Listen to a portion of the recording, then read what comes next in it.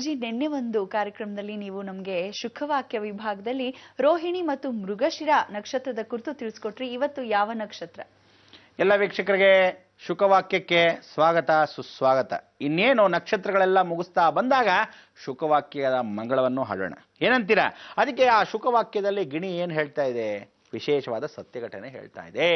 ನಿಮ್ಮ ರಾಶಿಗಳ ನಕ್ಷತ್ರಗಳ ಅನುಗ್ರಹವನ್ನು ಪಡೆದಿರ್ತಕ್ಕಂಥ ಸಂಪತ್ತು, ವಿಪತ್ತು, ಆಪತ್ತಾಗಿರ್ತಕ್ಕಂಥ ಪ್ರತ್ಯರಿ, ಮಿತ್ರ, ಅತಿಮಿತ್ರ, ವಧ, ಈ ಥರ ಎಲ್ಲ ನೋಡಿಕೊಂಡು ಸಾಧನೆ ಮಾಡ್ತಕ್ಕಂಥ ವಿಚಾರಗಳು. ಅದನ್ನು ಯಾರು, ಯಾಗೆ, ಯಾವ ರೀತಿಯಾದ ನಕ್ಷತ್ರ? 9 ವಿಧವಾದ ನಕ್ಷತ್ರಗಳ ಮುಖಾಂತರವಾಗಿ ಆ ಪ್ರತ್ಯರ್ಥಿಸುತ್ತಾರೆ.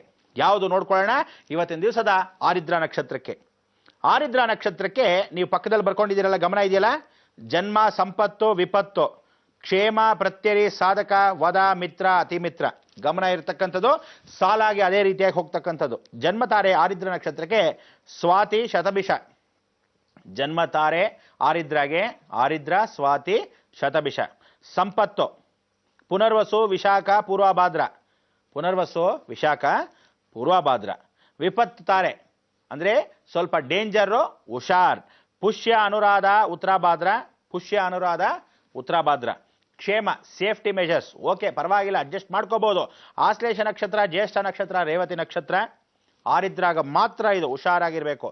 ಆಶ್ಲೇಷ ನಕ್ಷತ್ರ ಅಂದ್ರೆ ಹಾವಿನ ಗುಣಗಳು, ಜ್ಯೇಷ್ಠ ಮತ್ತು ರೇವತಿ. ತದನಂತರ ಪ್ರತ್ಯರಿ ತಾರ, ಯಾವ ಕಾಲಕ್ಕೂ ನಂಬಲೇಬಾರದು ಅನ್ನತಕ್ಕಂಥದ್ದು. ಮಖಾ ನಕ್ಷತ್ರ, ಮೂಲ ನಕ್ಷತ್ರ, ಅಶ್ವಿನಿ ನಕ್ಷತ್ರ. ಆರಿದ್ರ ಅವರಿಗೆ, ಬೇರೆಯವ್ರಿಗಲ್ಲ. ಆ ಮಖಾ ನಕ್ಷತ್ರ, ಮೂಲ ನಕ್ಷತ್ರ, ಅಶ್ವಿನಿ ನಕ್ಷತ್ರ. ಸಾಧನೆ ತಾರೆ, ಜೀವನದಲ್ಲಿ ಸಾಧಿಸಬಹುದು ಅಂತ ಹೇಳ್ತಕ್ಕಂಥ ವಿಚಾರ. ಪುಬ್ಬ, ಪೂರ್ವಾಷಾಢ, ಭರಣಿ. ಪುಬ್ಬ, ಪೂರ್ವಾಷಾಢ, ಭರಣಿ. ವದತಾರೆ, ಯಾವತ್ತು ಯಾವ ಕಾಲಕ್ಕೂ ಅವರು ನಿಮ್ಮನ್ನ ತುಳಿತಾ ಇರ್ತಾರೆ ಅಂತಕ್ಕಂಥ ನಕ್ಷತ್ರ ಆರಿದ್ರ ನಕ್ಷತ್ರನ ತುಳಿತಕ್ಕಂಥ ವಿಚಾರ. ಉತ್ತರ, ಉತ್ತರಾಷಾಢ, ಕೃತಿಕ. ಉತ್ತರ, ಉತ್ತರಾಷಾಢ, ಕೃತಿಕ. ಮಿತ್ರತಾರೆ, ಫ್ರೆಂಡ್ಶಿಪ್, ಹಸ್ತ, ಶ್ರವಣ, ರೋಹಿಣಿ. ಹಸ್ತ, ಶ್ರವಣ, ರೋಹಿಣಿ. ರೋಹಿಣಿಯಿಂದ ಹೋಗ್ಬಿಟ್ಟಿರ ಸದ್ಯ. ಹಸ್ತ, ಶ್ರವಣ, ರೋಹಿಣಿ. ಅತಿ ಮಿತ್ರತಾರೆ, ಚಿತ್ತ, ಧನಿಷ್ಠ, ಮೃಗಶಿರ. ಚಿತ್ತ, ಧನಿಷ್ಠ, ಮೃಗಶಿರ. ಇದಾದ ಮೇಲೆ ಆರಿದ್ರ ನಕ್ಷತ್ರ ಬಂದು ಸಾಕ್ಷಾತ್ ಪರಮೇಶ್ವರಂದು.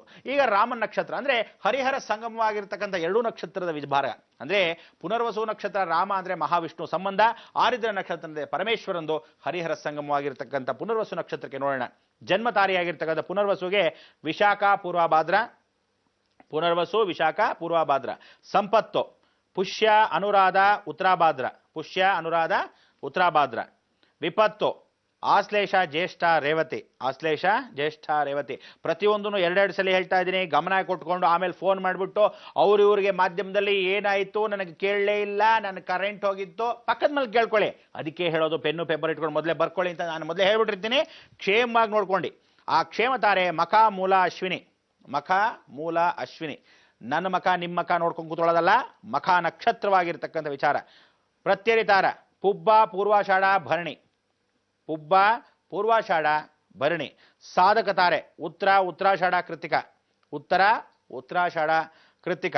ವದತಾರೆ ಪುನರ್ವಸು ನಕ್ಷತ್ರಕ್ಕೆ ವದತಾರೆ ಅಂದ್ರೆ ರಾಮ ನಕ್ಷತ್ರ ಗಂಡು ಮಕ್ಕಳಾದರೆ ಹೆಂಗಸರನ್ನ ಯಾವ ಕಾಲಕ್ಕೂ ಅಂದ್ರೆ ಹೆಣ್ಣನ್ನ ಮದುವೆ ಮಾಡ್ಕೊಳ್ಳೋ ವಿಚಾರದಲ್ಲಿ ಇದ್ದಾಗ ಯಾವ ಕಾಲಕ್ಕೂ ಈ ನಕ್ಷತ್ರ ಬೇಡವೇ ಬೇಡ ಅಂತಕ್ಕಂಥದ್ದು ಕೂಡ ನೋಡ್ಕೋಬಹುದು.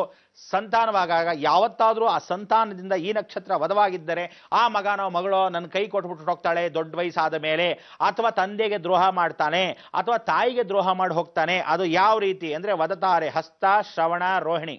ಇದು ಯಾವ ನಕ್ಷತ್ರಕ್ಕೆ? ಪುನರ್ವಸು ನಕ್ಷತ್ರಕ್ಕೆ. ವದತಾರೆ ಹಸ್ತ, ಶ್ರವಣ, ರೋಹಿಣಿ.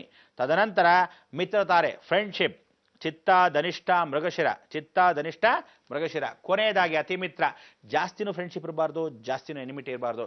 ಓಕೆ ಓಕೆ ಅನ್ನೋ ತರ ಸಾಧಾರಣವಾಗಿ ಸಮಾಗಮ ಚೆನ್ನಾಗಿದ್ರೆ ಅಷ್ಟರಲ್ಲಿರ್ಬೇಕಾದ್ರೆ ಸ್ವಾತಿ ನಕ್ಷತ್ರ, ಶತಭಿಷ ನಕ್ಷತ್ರ, ಆರಿದ್ರ ನಕ್ಷತ್ರ.